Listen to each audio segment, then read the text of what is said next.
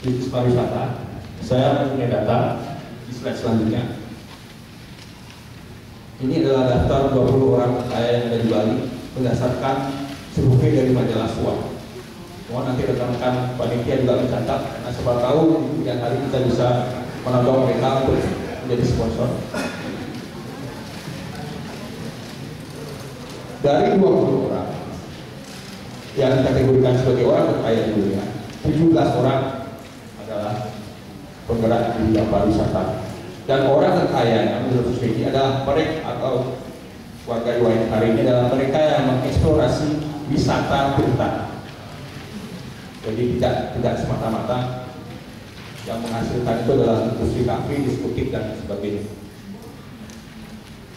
Jadi ini saya membuat suatu pencerahan ya, karena kalau kita berbicara mengenai pariwisata itu tidak identik dengan kafe ya, karena banyak sekali pandangan-pandangan negatif dari kegiatan pariwisata yang mengidentikan pariwisata dengan kafe. Saya adalah contoh konkret manusia yang hidupnya berdekatan dengan kafe. Di rumah tinggal saya di Kota Bandung itu ada 2 kafe yang dekat dengan rumah saya. Kalau di kampung halaman saya di Selerit, dalam satu kecamatan itu ada 35 buah kafe dalam satu kecamatan, dan jumlahnya itu lebih banyak dari jumlah sekolah dan tempat ibadah. Semoga saja ya, biarpun saya hidup di lingkungan yang dekat kafe, semoga penampilan saya tidak seperti layaknya lelaki yang doyan ke kafe dan berkencan dengan cewek kafe.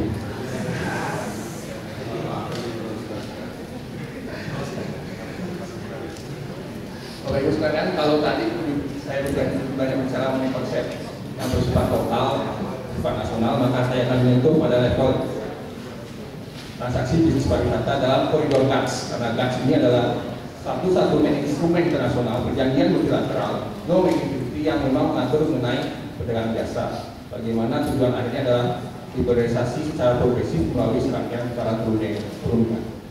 Ada 4 model transaksi bisnis pariwisata yang diatur dalam GATS, yaitu misalkan cross border supply, yaitu perdagangan atas batas dari satu negara anggota GATS ke negara anggota lainnya.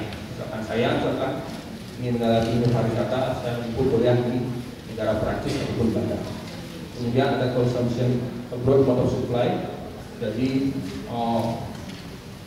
transaksi yang dilakukan dari satu negara anggota lainnya ke negara anggota lain, ke konsumen di asal negara anggota lainnya. Misalkan saya di Indonesia membeli produk pariwisata yang ada di Cina melalui internet.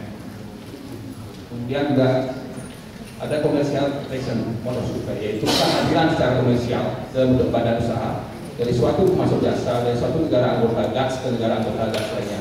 Jadi contoh konkretnya misalkan ketika ada hotel asing masuk ke Bali, ketika ada travel agent masuk ke Bali, itu adalah bagian dari alur. Dan yang terakhir itu adalah presence of natural person motor supply.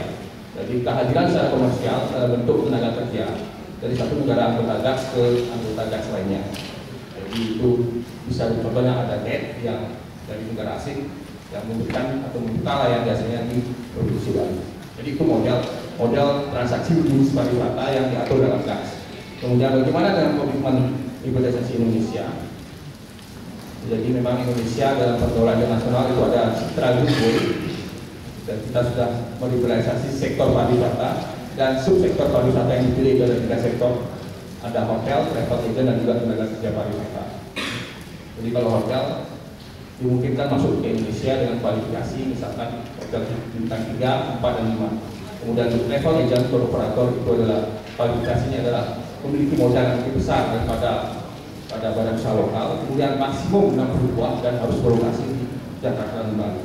Kemudian juga untuk terkait tenaga kerja pariwisata itu dimungkinkan dengan persyaratan kualifikasi tertentu atau yang memiliki tingkat kesulitan teknikal yang cukup kompleks.